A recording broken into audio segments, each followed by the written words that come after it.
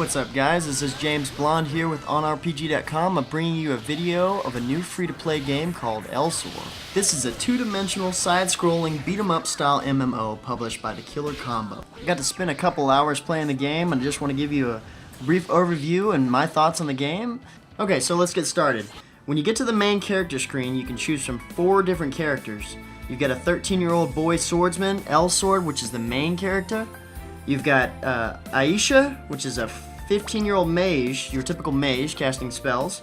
You've got an elf archer, Rena, should be a little bit more of your long-distance range fighting.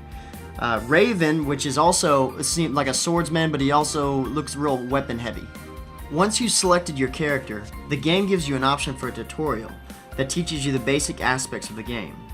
The arrow keys are going to be used for your movement, up, down, left, right, and Z and X are your action keys. You can combine these to do a lot of different combos. There's about 4 different ones you start off with, not including 2 dash combos and a jump combo. Now you gotta be careful because you might forget these combos. They're pretty difficult, like Z, Z, Z, Z, or X, X, X, X, or something. Now what's cool is, when you do these combos, the camera zooms in quick to your character, which gives it a cool effect.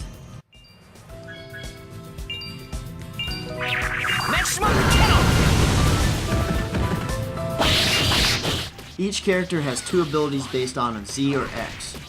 X will be used for Reina's kick, while Z is used for her arrows. She can charge Z for more powerful arrows.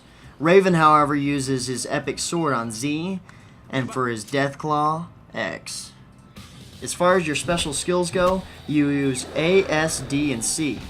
You start off with just A and S, but later on you can bind more to D and C, and include them in your combos for massive damage. The cel-shaded artwork of this game reminds me of watching an anime movie, except I'm actually playing. And the special effects keep the game pretty exciting, like whenever you use one of your special skills, this sort of comic book style animation screen pops up, which is a neat feel. Your special skills, of course, use mana, and even your basic special skills, like the 2 you start off with, use quite a bit of mana, which is gained back by comboing your enemy. Oh, and it also seems like if you camp out of the way of the battle for a little while, you slowly generate mana as well. In the game, you level up rather quickly. However, you don't really get to use a lot of enhancements, items, or weapons unless you've obtained them by winning a battle.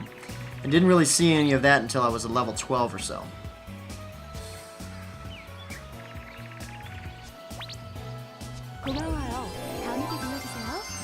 And every time you level up, you get 2 skill points that you can apply to whichever special skill you like, either passive or active. But like other MMOs, you have to use skill restores to reassign your skills later.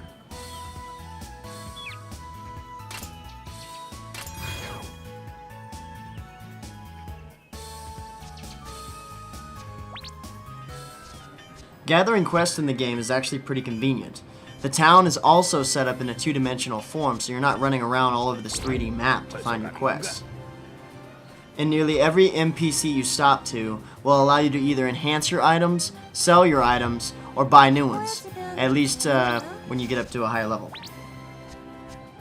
Another thing that I really like is that you can pick up quests from your NPCs, or even your commissions board, and turn them into pretty much any random NPC. That's actually convenient, so you're not having to walk all the way across the town just to get back to submit a quest or something. So from what I can tell this early in the game, there's not a whole lot of traveling from town to dungeon. But I'm sure as the game goes on, you may have to travel more, and for this they have transportation tickets that you can purchase with EP, which is the monetary element in this game. The game has your typical cash system online, with a load-up called Kaching, to get costumes, consumables, and other items. Some of the special items consist of inventory expansions, and just some items that improve your skills for a short period of time. There doesn't really seem like there's anything that's going to instantly make you OP. However, if you want to buy an item that enhances your skills, you have a choice of 15 or 30 days before they expire. When you get to be a level 8 or so, you get to the second town called Elder Village. From there you can store unused items at the bank, check out the commissions board, or the market. Now the market's a pretty cool idea in this game because you can set up your own shop instead of using the auction house method. Other players can also stop by and buy items that you put up for sale at the price that you decide. Now I decided to set up shop, so I had to figure it out. This is where the built-in game guide came in handy. This also helped me later when I decided to start enhancing my weapons. To start off your shop, you're limited to 3 different items. Premium shops, which you'll want to get later, allow 9. Premium shops can be purchased in the cash shop. Here, I pretty much selected 3 consumables that I had a boatload of.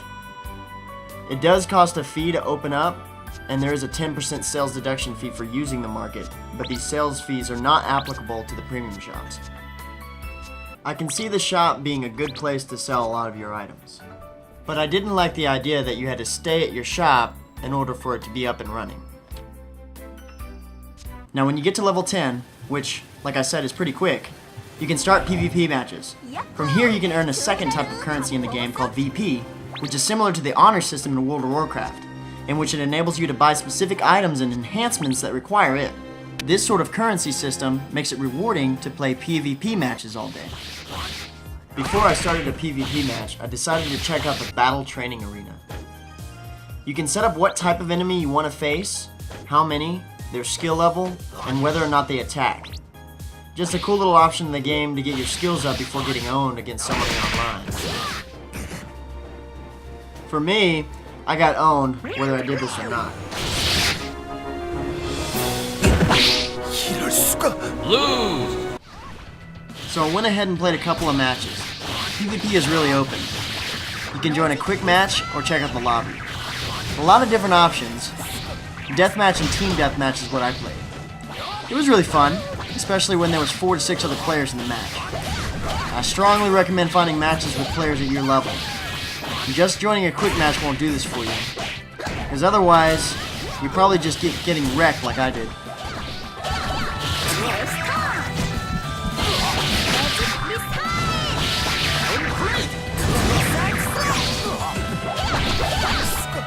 As far as enhancements go, just like other games of this nature, you have a chance of success or failure. It does cost just a little bit of EP, but it's extremely effective. I got a kick out of the fact that the very first time I tried enhancing, I went crazy and kept enhancing each item, and it never broke any of my items. I maxed out my entire inventory this way.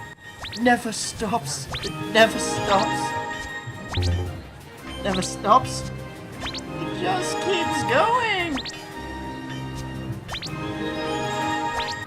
I didn't get far enough in the game to start crafting, but I started getting crafting items really early in the game, so I can tell there'll be a strong emphasis on this later. At level 15, you get to decide your job class as an overtaker or a sword taker. So you better hide your swords and hide your knives, because Raven could be taking them up in here. Well anyway, I really enjoyed playing Elsword. This honestly reminded me of like an old school side-scrolling beat-em-up game like Golden Axe or something, except amplified 1,000 times with tons of items, PvP, awesome visuals, and really great replay value. I would definitely recommend this game to any MMO fan. Alright guys, thanks for checking out my video. For more information about games, be sure to check out OnRPG.com. If you enjoy this video, hit that like button and subscribe, because there's a whole lot more where that came from. Until next time gamers, I'm Jamesbl0nde.